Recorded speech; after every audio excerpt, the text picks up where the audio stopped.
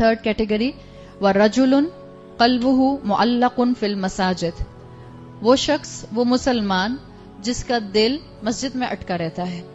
इब्न हजर की मैंने आपको तफसील बता दी थी कि इसके अंदर जब हम रजुल का लफ्ज पढ़ेंगे तो इसमें मर्द और औरत दोनों मुराद हैं। इसमें दो कॉन्सेप्ट लिए गए हैं इस कैटेगरी से, व रजुलुन क़ल्बुहु मुअल्लक़ुन फिल मसाजिद, इसके दो मफहूम हैं। इब्न हजर ने उसको अपनी किताब में मेंशन किया है। वो कहते हैं एक ओपिनियन ये है कि वो नौजवान जिसका बार बार मस्जिद जाने का दिल करता है, जिसको मस्जिद जाना अच्छा लगता है, जिसको मस्जिद में बाजमात नमाज पढ़ना अच्छा लगता है। एक मफहूम, जनरल मफहूम इसका ये है।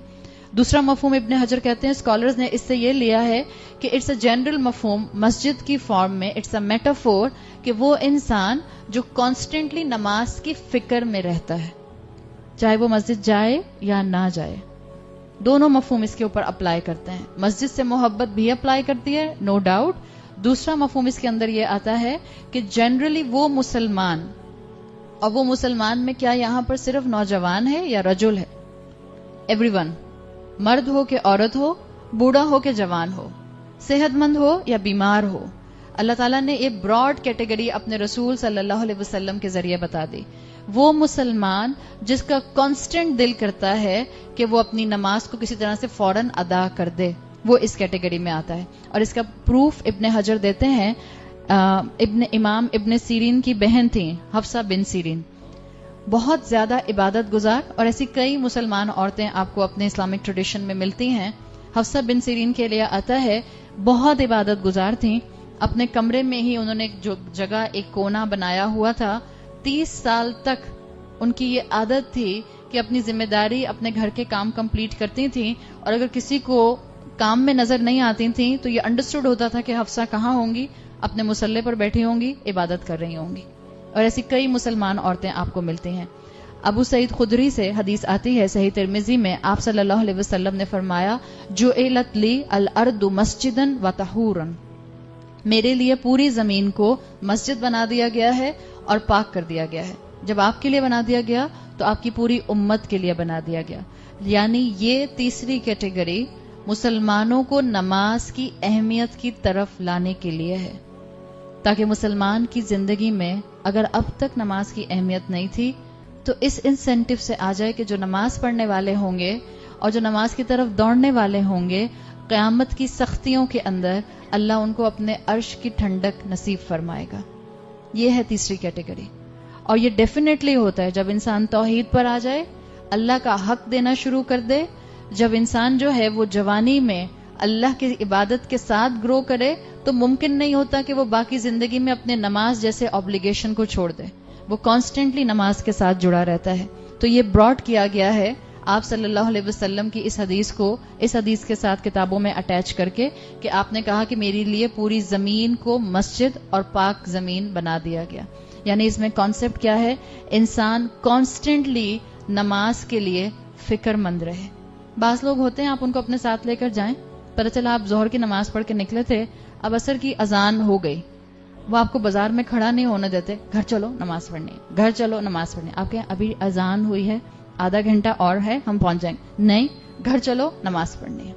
ये माइंडसेट जो है नमाज के लिए हर वक्त परेशान रहना, ये बिल्कुल ऐसे है कि जैसे उसका कल्ब मसाजिद के दरमियान में मुअल्लक रहे, हैंग्ड रहे। मुअल्लक जो चीज होती है वो किसी दो चीजों के दरमियान में होती है। आपका दिल मुअल्लक है, आपका दिल हैंग्ड है, हैंग्ड पोजीशन में है आपके रिब केज के अंदर। अल्लाह ताला ने आपके बॉडी के राइट और लेफ्ट पहलू के दरमियान में उसको हैंग किया हुआ है। मुअल्लकुन फिल मसाजिद का मतलब क्या है कि दो नमाजों के दरमियान में उसका दिल अटका रहता है, कहीं मेरी नमाज अगली मिस ना हो जाए। या इसका मफहूम ये भी स्कॉलर्स लेते हैं कि दो नमाजों के दरमियान में वो कोशिश करता है कि मुझसे कोई गुनाह ना हो जाए, इसलिए कि मुझे अगली नमाज पढ़नी है और फिर मुझे अल्लाह के सामने खड़े होना है। ये है एक नमाजी की पिक्चर जो कॉन्स्टेंटली अपनी नमाज के लिए फिक्रमंद रहता है। आप सल्लल्लाहु अलैहि वसल्लम की हदीस में आता है, अल मस्जिदु बैतु कुल्लु मोमिन, मस्जिद हर मोमिन का घर होती है। यहाँ हम जितने भी लोग इस वक्त बैठे और ये बात सुन रहे हैं, आप सोचें आपको मस्जिद से मोहब्बत है? अनफॉर्चुनेटली हमारे मुल्क के अंदर बहुत कम मसाजिद ऐसी हैं जिनमें औरतों के लिए नमाज पढ़ने की जगह है। अगर हम औरतों को बाजारों में کسی جگہ پر, کسی پبلک سفیئر پر مساجد میں نماز کی جگہ نہیں ملتی, تو اب ہمارا کام ہے کہ ہم اپنی اولادوں کے اندر اس اہمیت کو اور اس امپورٹنس کو ڈال کے جائیں, تاکہ ہماری بیٹیوں کو, ہماری بہوؤں کو, ہماری آنے والی مسلمان عورتوں کو اپنے علاقے اور اپنے ملک میں مساجد میں نماز کی جگہ ملے. باہر کے ممالک میں ہر جگہ عورتوں کے پورشن برابر کے موجود ہیں. ہم نے عورتوں کو بند کر دیا تو اپنی نماز اپنے گھر کے اندر پڑھو. یہ چیز یہاں نہیں ہے اسلام کے اندر. کیسے ڈیولپ ہوگی؟ جس عورت کی نماز بازار میں جا رہی ہے وہ نماز کہاں پڑھے؟ اب اس وقت جگہ نہیں ہے. Come back on the latest scenario. اس وقت آپ اور میں جس معاشرے کے اندر رہتے ہیں وہاں ہر جگہ نماز کی جگہ کی اویلیبلٹی نہیں ہوتی ہے. تو پھر کیا ہمیں نماز چھوڑنے کی اجازت ہے؟ کیا کنسیشن ہے ہمارے لیے؟ جی نہیں, نو کنسیشن. اللہ کے رسول نے کیا کہا؟ میرے لیے اور میری امت کے لیے اس زمین کو پاک کر دیا گیا اور مسجد بنا دی گئی. اگر مردوں نے عورتوں کی عبادات کے لیے جگہ کم کر دی تو زمین تو اللہ کی ہے. کوئی کونا ڈھونڈیے اور پڑھیے, کوئی جگہ ڈھونڈیے اور پڑھیے. اور ایسی بات نہیں ہے آپ کسی بھی دکاندار سے کہتی ہیں بھائی مجھے نماز پڑھنی ہے, الحمدللہ آپ کو اپنی چائے نماز نکال کے دے دیتے ہیں اور جگہ بچھا دیتے ہیں. بات صرف یہ ہے کہ آپ کی فکر ہو نماز پڑھنے کی. 5 وقت کی فرض نماز کسی صورت میں نہیں چھوڑی جا سکتی, کسی صورت میں نہیں چھوڑی جا سکتی. آپ کہیں اچھا اگر میری یونیورسٹی درمیان میں آتی ہو تو بھی نہیں, نو چوائس. 5 وقت کی فرض نماز میں تو کوئی چوائس نہیں ہے. آہستہ آہستہ شیطان کیا کرتا ہے, اوہو آج میری نماز چھوٹ گئی. پہلے گلٹ ہوتا ہے انسان کو.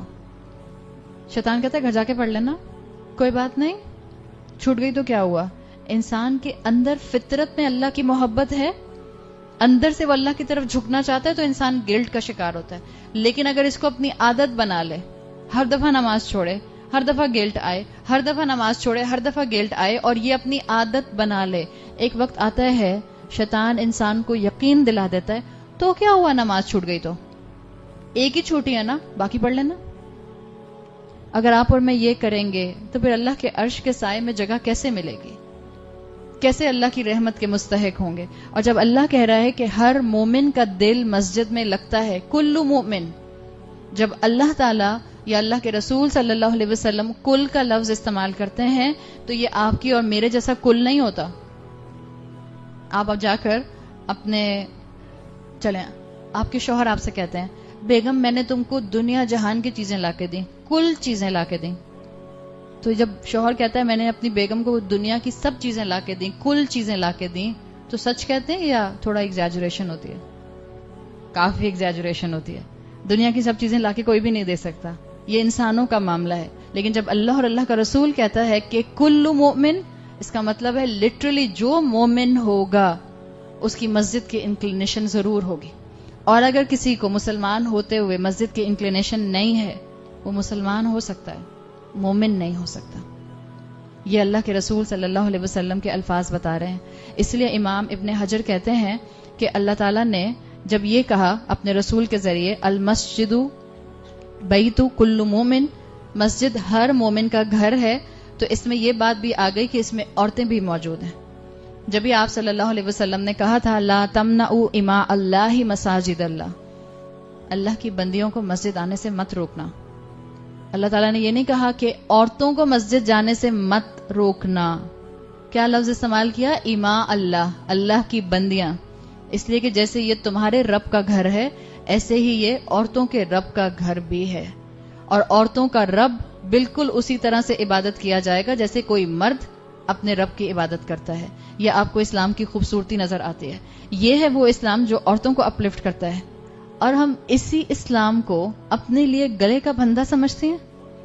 ہم کہتے ہیں ہم اسلام پر عمل کریں گے تو شاید زندگی کا انجوائمنٹ ختم ہو جائے گا. باہر کی دنیا نے ہمیں سکھایا کہ اسلام عورتوں کو سبجوگیٹ کرتا ہے, اور ہم نے آنکھیں بند کر کے مان لیا. اسلام سبجوگیٹ نہیں کرتا. اگر کچھ لوگوں کی غلطیوں سے ایسا ہوا ہے تو ڈونٹ بلیم اسلام, مت اسلام کو بلیم کیجئے. اگر مسلمانوں کو دیکھیں گے تو کبھی اسلام اچھا نہیں لگے گا. میں حقیقت بتا رہی ہوں, میجورٹی مسلمانوں کو.